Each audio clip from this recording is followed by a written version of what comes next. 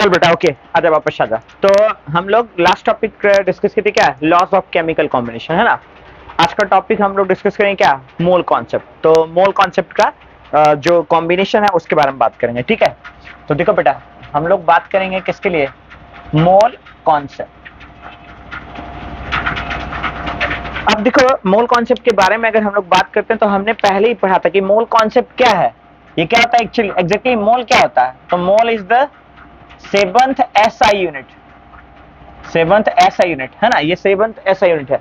According to this हम लोग क्या मेजर करते हैं, तो अमाउंट ऑफ सब्सटेंस, है ना, amount of substance can be measured, amount of substance can be measured. तो अमाउंट ऑफ सब्सटेंस को हम लोग मोल के टर्म्स में मेजर करते हैं।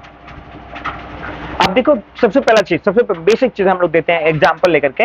हम लोग पहले ही पढ़ चुके हैं क्या, एग्जांपल लेकर पढ़ते हैं। लाइक जैसे क्या, जब भी हम लोग मार्केट में कोई भी चीज परचेज करने के लिए जाते हैं तो जनरल आइडिया क्या होता है अपना, जैसे मान के चलो ना कि हमें बनाना परचेज करना होता है। तो बनाना परचेज करते हैं तो क्या करते हैं, डजन में परचेज करते हैं बेटा, 1 डजन, 2 डजन, 10 डजन, राइट ना। अच्छा नेक्स्ट देखो, यहाँ पर अगर आपको राइस परचेज करना होता है तो आप किस में परचेज करते हैं, किलोग्राम, लाइक 10 किलोग्राम, है ना।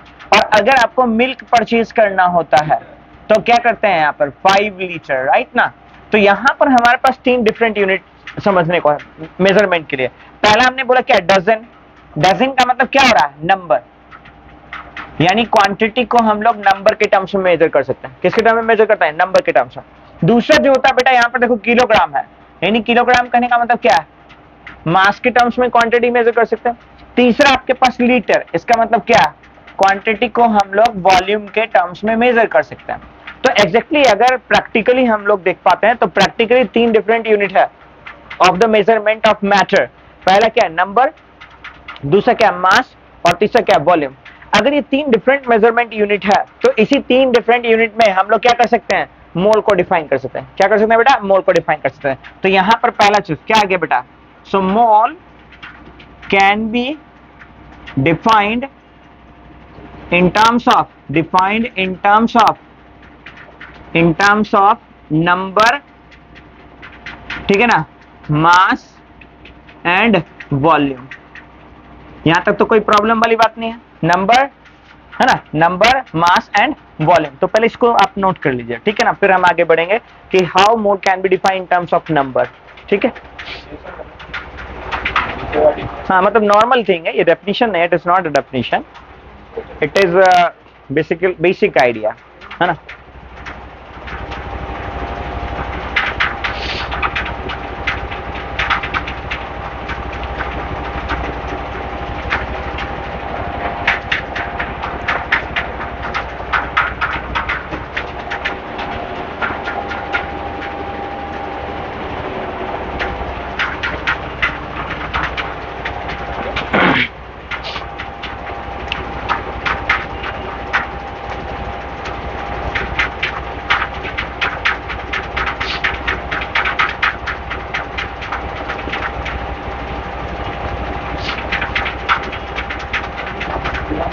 हो गया बेटा,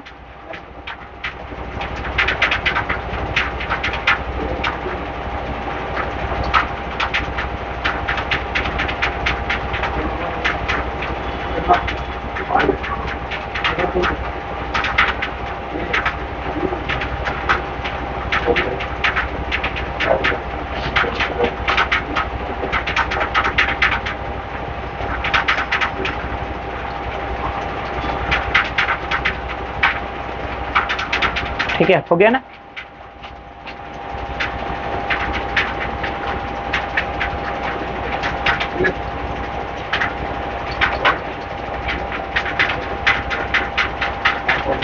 ओके यहाँ तक तो कोई डाउट नहीं है ना। अब देखो पहला चीज हम समझते हैं, नंबर के टर्म्स में मोल को कैसे डिफाइन करते हैं, ठीक है ना। पहला, सबसे पहला टॉपिक समझना है क्या, mole in terms of number.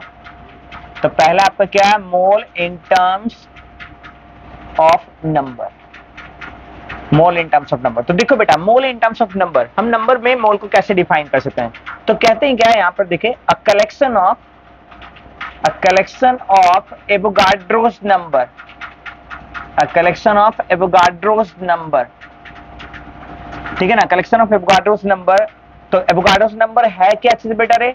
तो it is a fixed number that has 6.022 into 10 to the power 23. तो हम लिख सकते हैं क्या? A collection of Avogadro's number of atom molecules and ions is known as 1 mole. यानी किसी भी एटम्स के लिए, किसी भी मतलब आयंस के लिए या किसी भी मॉलिक्यूल्स के लिए कम से कम मिनिमम नंबर कितना होना चाहिए? तो एवोगाड्रोस नंबर के बराबर होना चाहिए। अगर एवोगाड्रोस नंबर के बराबर है तो वो किसके बराबर होगा? 1 मोल के बराबर होगा। तो दैट मींस देखिए, यानी फॉर एग्जांपल यहां पर हम लोग बोल सकते हैं क्या? 6.022 into 10 to the power 23 atoms of sodium that is equal to, हम लोग लिख सकते हैं क्या बेटा? 1 मोल ऑफ सोडियम एटम। क्या लिख सकते हैं इसको? 1 मोल ऑफ सोडियम एटम। दूसरा चीज देखो बेटा, अगर किसी ने लिखा है यहाँ पर क्या? 6.022 into 10 to the power 23 molecules of H2O, यानी इसको क्या लिख सकते हैं हम लोग? That can be written in terms of 1 mole of H2O molecule, है ना। और अगर तीसरा एग्जांपल ले यहाँ पर 6.022 into 10 to the power 23 carbonate ion का फॉर्मूला क्या होता है? CO3 2- राइट ना। तो carbonate ion is equal to क्या लिख सकते हैं यहाँ पर? 1 मोल ऑफ कार्बोनेट आयन। अब हमें समझना ये चीज है कि ये नंबर आया कहां से। ये जो हमने नंबर यहां पर लिखा है Avogadro's number, that is 6.022 into 10 to the power 23. It's a fixed number that is written as Avogadro's number of Avogadro, and that is a constant number. ये एक constant number। अगर ये constant number है बेटा तो ये नंबर आया कहां से, हमें ये पता करना। पहले ये पता करेंगे ये नंबर आया कहां से, ठीक है ना, और फिर इसके सिग्निफिकेंट को हम लोग डिस्कस करेंगे।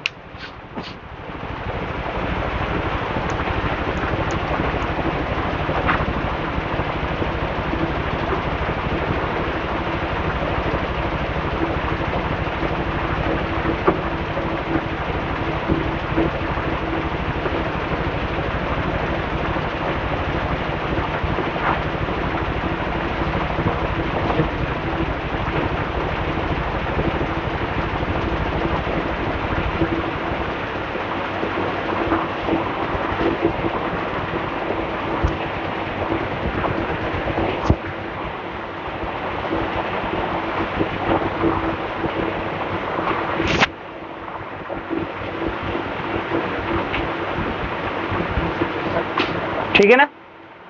अब देखिए इसको हम समझेंगे कि ये जो एवोगाड्रोस नंबर है ये नंबर कहां से आया, इसका डेरिवेशन क्या, ठीक है ना। तो पहले हम एवोगाड्रोस नंबर को समझ लेते हैं कि एवोगाड्रोस नंबर आया कहां से। हम लोग समझते हैं किसको? Avogadro's number. तो देखो डेरिवेशन ऑफ एवोगाड्रोस नंबर क्या बेटा आपका? Derivation of Avogadro's number. तो इसके लिए आपको सबसे पहले दो बातें पता होना चाहिए। डेरिवेशन ऑफ एवोगाड्रोस नंबर, इसकी दो बातें क्या पता होना चाहिए? देखिए सबसे पहला चीज पता होना चाहिए आपको क्या? एटॉमिक मास यूनिट, इसको हम लोग बोलते हैं एएमयू। क्या बोलते हैं इसको? AMU, atomic mass unit. अब देखो एटॉमिक मास यूनिट एग्जैक्टली क्या होता है। बेसिकली हमने पहले ही पढ़ा था कि atom is very smallest particle और even they are considered as microscopic particle. तो उसके मास को हम लोग आसानी से मेजर नहीं कर सकते, है ना। अब एक एटॉमिक लेवल पर जाकर के सिंगल एटम का मास को मेजर करना बहुत डिफिकल्ट टास्क है। तो उसके लिए हमने क्या किया? एक एएमयू स्केल डेवलप किया, और उस एएमयू स्केल को क्या बोलते हैं? Atomic mass unit scale. इस एटॉमिक मास यूनिट स्केल पर कार्बन 12 के स्टैंडर्ड यूनिट को हम लोग यूज करते हैं। तो यहाँ पर देख लो, क्या समझ लो बेटा, इधर ध्यान दो। पहले मान लो क्या ये आपका एक कार्बन स्केल है, यहाँ पर एक C12 आइसोटॉप्स का स्केल।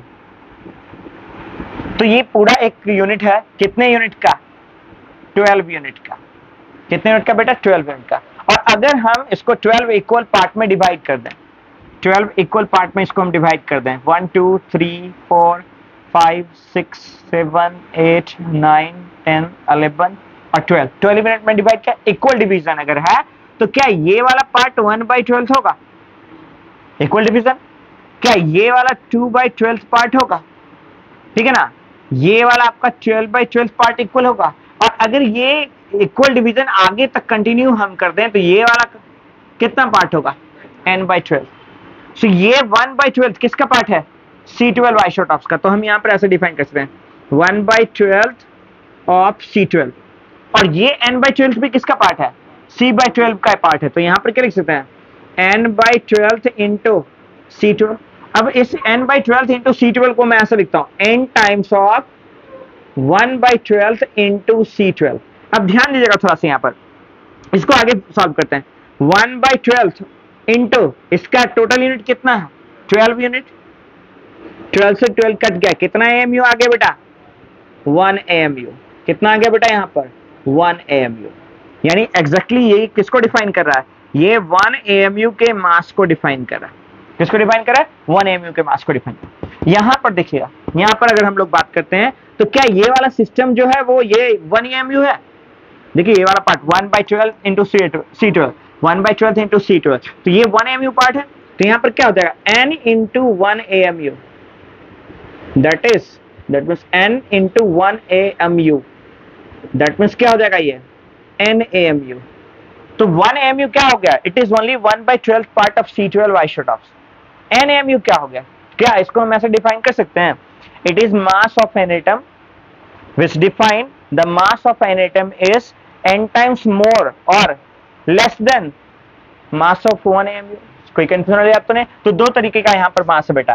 पहला मैं डिफाइन करता हूँ किसको, 1 AMU को। तो 1 AMU का सिंपल डेफिनेशन क्या है, देखो it is 1/12 part, 1/12 part by क्या लिखते हैं यहाँ पर, weight. It is 1/12 part by weight of C12 isotopes, C12 isotopes, ठीक है। It is 1/12 part by weight of C12 isotopes। और अगर हमें NAMU को डिफाइन करना हो, किसको डिफाइन करना बेटा, NAMU को, तो इसको क्या लिख सकते हैं, it is mass of an atom, it is mass of an atom which has mass, which has mass greater or less, which has mass greater or less than n times of 1 AMU, n times of 1 AMU। इसलिए n AMU को define अगर करना हो तो इसके लिए सीधा लिख सकते हैं n into 1/12 part of C12 isotopes.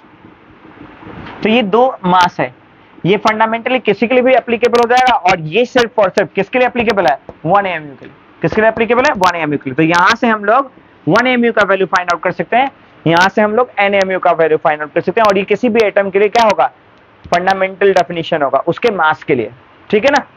Note कर लो इसको।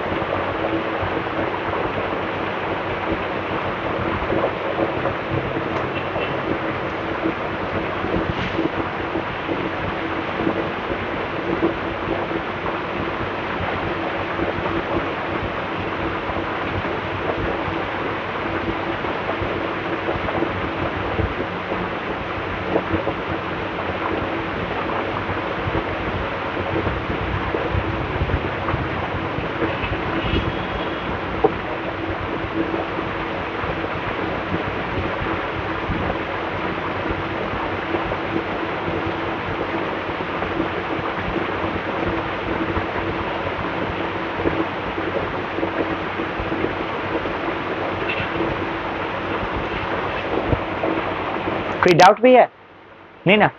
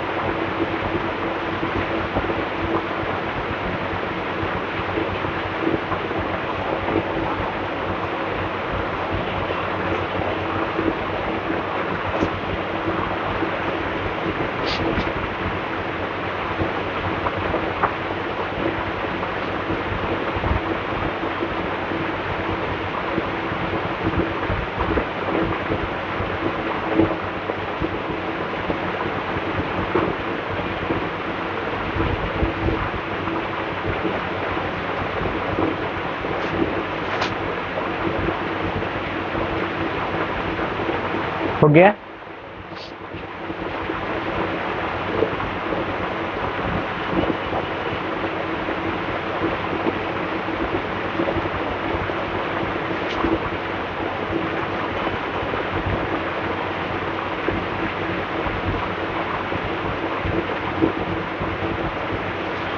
बेटा बेटा अब देखो आगे बढ़ते हैं, एक चीज और समझो पहले, फिर हम फाइनल कॉन्सेप्ट पर आए। एक चीज और हम लोग समझ लेते हैं। देखिए नेक्स्ट हम लोग को क्या पता होना चाहिए, relation between AMU and gram, relation between AMU and gram, because both are the unit of mass. तो क्या होता है ना, एएमयू स्केल पर अगर हम बात करते हैं 1 एमयू, तो 1 एमयू इक्वल टू 1.66 इंटू 10⁻⁻24 ग्राम। मतलब ग्राम स्केल पर अगर मास को कन्वर्ट करना हो तो 1 एमयू के मास को हम कन्वर्ट कर सकते हैं कितना, 1.66 इंटू 10⁻⁻24 ग्राम। अब समझिए आपने पढ़ा होगा जो सबसे पहला एटम हमारा वो क्या है, हाइड्रोजन एटम। तो यहाँ पर क्या होता है, mass of 1 atom of hydrogen, mass of 1 atom of hydrogen is equal to कितना एमयू, 1 एमयू। इसका मतलब बेटा एग्जैक्टली अगर हाइड्रोजन एटम को कंसीडर करो तो 1 एमयू इक्वल टू क्या लिख सकते हैं, 1 एटम। इसका मतलब 10 AMU equal to 10 atom. Hydrogen atom के लिए for the sample of hydrogen atom 1 AMU equal to 1 atom. इसका मतलब 100 एमयू अगर है हाइड्रोजन का सैंपल तो कितने एटम्स होंगे, 100 एटम्स होंगे। अब समझिएगा यहाँ पर, तो मैं यहाँ पर लिखता हूँ कि 1 एमयू मतलब 1 एटम। अगर इसके मास को हमें ग्राम में कन्वर्ट करना हो तो क्या हम ऐसा लिख सकते हैं, क्योंकि 1 एमयू स्केल इसके बराबर है, तो क्या लिख सकते हैं, that means the mass of 1 atom of hydrogen, 1 atom of hydrogen is equal to, so the mass of 1 atom of hydrogen is equal to 1.66 into 10⁻⁻24 gram is equal to कितना MU है बेटा, 1 एमयू। और number पर कितना हो जाएगा, 1 atom. Number पर कितना हो जाएगा, 1 एटम। अब ध्यान दीजिएगा, यानी मैं यूनिटरी मेथड यूज कर रहा हूं। Since 1.66 into 10⁻⁻24 gram of hydrogen is equal to 1 atom, क्योंकि नंबर मुझे फाइंड आउट करना, तो मास से नंबर फाइंड आउट करना, is equal to 1 atom of hydrogen. मतलब ऐसा लिख देता हूं, mass of 1 atom of hydrogen, mass of 1 atom of hydrogen. इसलिए अगर मुझे 1 ग्राम हाइड्रोजन चाहिए मास के लिए, क्योंकि ये वाला इतना छोटा है हमें दिखेगा नहीं, लेकिन 1 ग्राम मिनिमम मास है जो हमें दिख सकता है किसी भी एटम का, तो 1 ग्राम ऑफ हाइड्रोजन एटम के लिए, for 1 gram of hydrogen atom हम लोग क्या लिख सकते हैं यहाँ पर बेटा, mass of 1 atom of hydrogen equal to क्या हो जाएगा यहाँ पर बताना, 1 बाय कितना 1.66 इंटू 10⁻⁻24 एटम, यानी ये नंबर मिलता हुआ हमें, ये नंबर मिलता है। इसी को हम सॉल्व करते हैं, इसको हम सॉल्व करते हैं यहाँ पर देखो तो क्या आ जाएगा, ये कितना है 1 बाय 1.66 इंटू 10⁻⁻24। इस 10⁻⁻24 को ऊपर करेंगे प्लस में जाएगा, तो प्लस में गया तो क्या आ जाएगा बेटा 1 बाय 1.66 इंटू 10⁻24। अब क्या करो देखो, इस डेसिमल को हटाओ, इस डेसिमल को हटाओ तो यहाँ पर 2 जीरो आ जाएगा। अभी ऊपर 100 है, नीचे 166 है, अभी भी नीचे ज्यादा है ऊपर कम, 1 जीरो इधर भेज दो।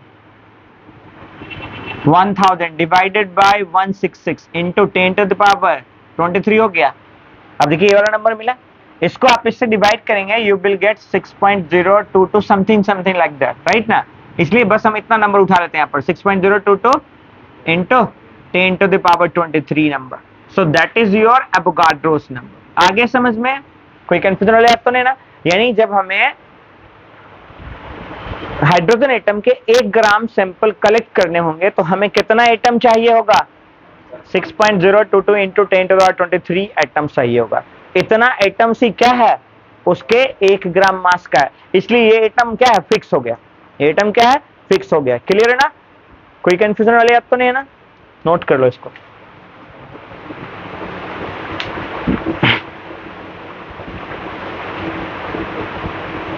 अब देखो बेटा, अगर यहाँ पर एक चीज नोट कीजिएगा, देखिए हाँ बेटा सुनो, एक चीज ध्यान दो यहाँ पर, अगर किसी क्वेश्चन में ये कहता है कि एएमयू स्केल अगर चेंज हो जाएगा, एएमयू और ग्राम का स्केल अगर चेंज करते हैं तो क्या ये नंबर चेंज होगा या कांस्टेंट रहेगा, चेंज हो जाएगा, क्योंकि इसी नंबर से हमने इसको डिराइव किया।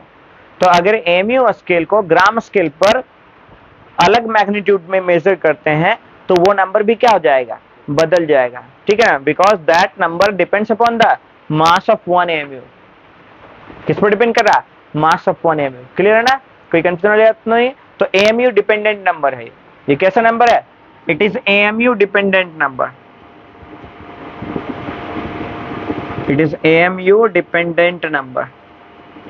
यानी एमयू का डेफिनेशन बदलेगा तो एवोगाड्रोस नंबर का भी डेफिनेशन क्या होगा, बदल जाएगा।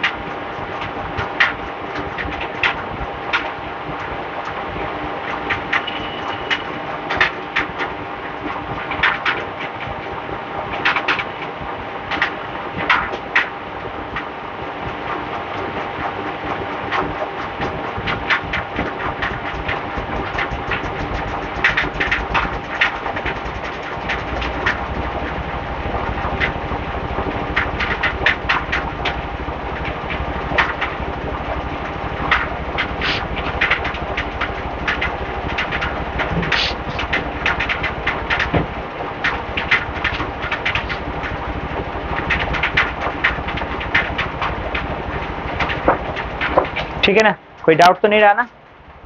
चलिए ठीक है, अब तो समझ में आ गया वो नंबर कहाँ से है। तो इस नंबर को अब हम लोग न्यूमेरिकल्स में कैसे कन्वर्ट करेंगे, ठीक है ना, नंबर को न्यूमेरिकल्स में कैसे कन्वर्ट करेंगे। यानी आपके पास क्या आ गया, आपके पास आ गया 1 मोल is equal to Avogadro's number is equal to 6.022 into 10 to the power 23 sample, ठीक है ना, इतना आ गया। इसका मतलब हम लोग लिख सकते हैं यहाँ पर क्या, एवोगाड्रोस नंबर के लिए कितना मोल है, 1 मोल है। तो किसी का एक एटम अगर होगा तो कितना मोल हो जाएगा बेटा, 1/Na मोल, ये होगा ना किसी के एक एटम्स के लिए। यानी यहाँ पर क्या हो रहा है देखो, यानी यहाँ पर अगर फॉर्मूला में कन्वर्ट करना चाहें इसको तो n एटम के लिए कितना हो जाएगा, n/Na मोल। आगे समझ में, n एटम के लिए कितना हो जाएगा, n/Na मोल। यानी यहां से हमारे पास एक फॉर्मूला आ जाएगा और फॉर्मूला आप ऐसे लिख सकते हैं, number of moles is equal to given number, given number. अब ये गिवन एंटिटी क्या हो सकता है आपका, ये गिवन एंटिटी बेटा आपका एटम हो सकता है, आपका मॉलिक्यूल हो सकता है और आपका आयन हो सकता है, और डिवाइडेड बाय क्या हो जाएगा, Avogadro's number, divided by Avogadro's number. इसलिए नंबर ऑफ मोल्स को स्मॉल एन लिखते हैं, गिवन नंबर को बड़ी एन लिखते हैं, और एवोगाड्रोस नंबर को Na या n नॉट लिखते हैं, Na या n नॉट लिखते हैं। तो याद रखिएगा ये फॉर्मूला किसके लिए है, नंबर ऑफ मोल्स के लिए। किसके लिए, नंबर ऑफ मोल्स के लिए। अब इसको हम 3 तरीके से पढ़ सकते हैं। कितने तरीके से, 3 तरीके से। क्यों, एंटिटी हमारा 3 है, एटम है, मॉलिक्यूल है और आयंस है। तो यहां से देखो 3 फॉर्मूला किसके लिए, पहला नंबर ऑफ एटम्स, राइट ना, मतलब number of moles of atom, number of moles of atom is equal to क्या हो जाएगा, given atom divided by Avogadro's number, so this n is equal to n/Na। दूसरा आपका बेटा किसके लिए, number of moles of H2O, मतलब molecule, number of moles of molecule. तो यहां पर क्या हो जाएगा, is equal to n is equal to n/Na। यहां पर कौन सा टर्म, मॉलिक्यूल्स लिखेंगे। तीसरा आपको याद रखना है क्या बेटा, यहां पर number of moles of ions, then n is equal to Avogadro's number, जहां पर ये n जो है वो क्या है, आयंस है।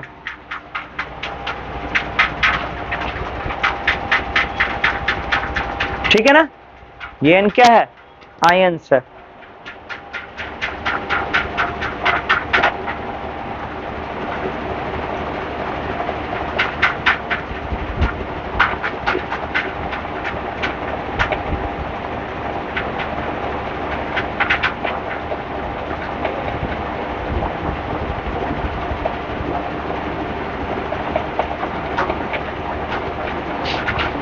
हो गया ना।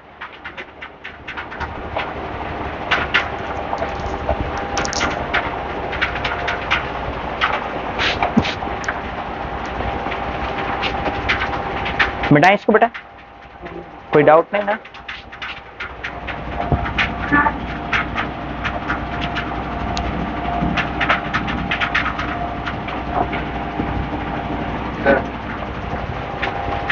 बेटा पानी ला देना, पानी।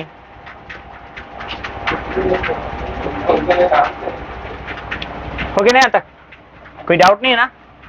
चलें आगे बढ़ते हैं बेटा। देखो क्वेश्चन देखो पहले, यानी n is equal to n by N A, ये पहला क्वेश्चन हो जाएगा किसके लिए, नंबर ऑफ मोल्स के लिए, ये नंबर ऑफ मोल्स के लिए।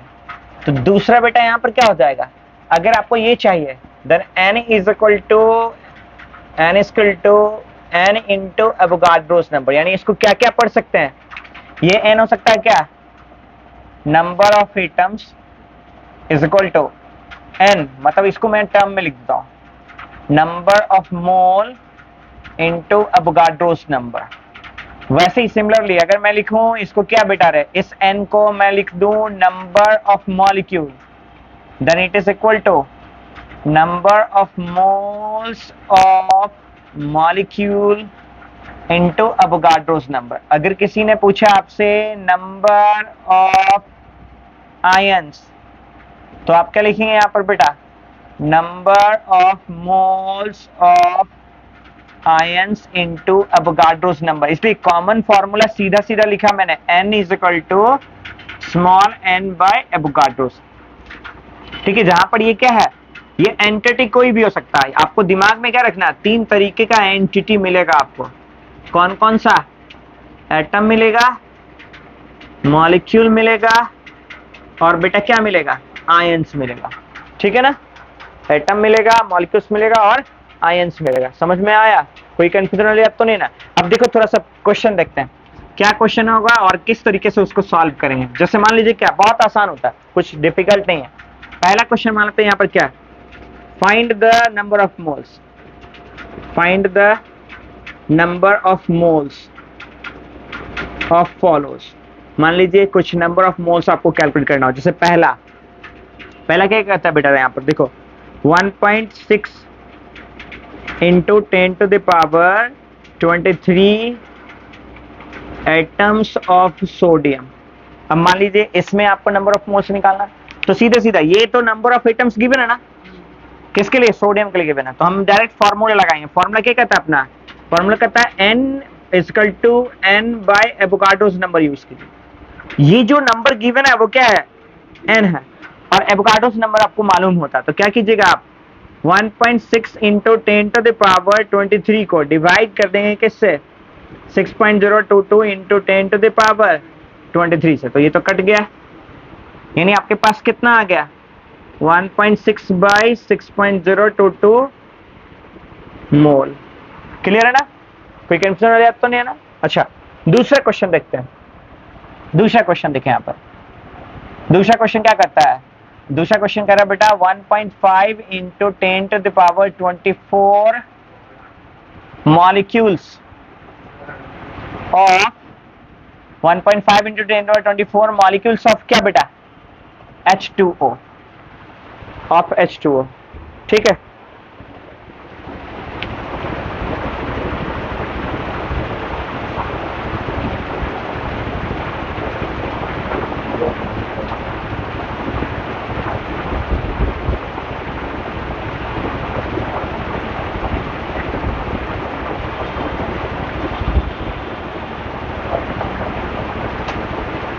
यहाँ तक क्लियर है ना। देखो बेटा, हाँ समझते हैं, 1.5 into 10 power 24 molecules of H2O। ठीक है ना, तो इसका ध्यान दो। देखो यहाँ पर क्या कहता है, यानी ये मॉलिक्यूल्स है, तो इसमें मॉलिक्यूल्स का मोल चाहिए। तो यहाँ पर क्या हो जाएगा, n equal to n by Avogadro's number. So this n equal to, n कितना आपके पास 1.5 into 10 to the power 24 divided by 6.022 into 10 to the power 23। यहाँ पर 10 टू द पावर 23 पावर, यहाँ पर 10 टू द पावर 24 पावर है, तो एक पावर घट जाएगा, 10 बचेगा। अब देखो यहाँ पर ये 1.5 है, यहाँ पर 6 है। तो आपने पढ़ा होगा आई थिंक सो, 1.2 को गुणा करोगे 6 से तो कितना आ जाएगा? 1.25 को 6 से, हाँ 12.5 मतलब 1.25 को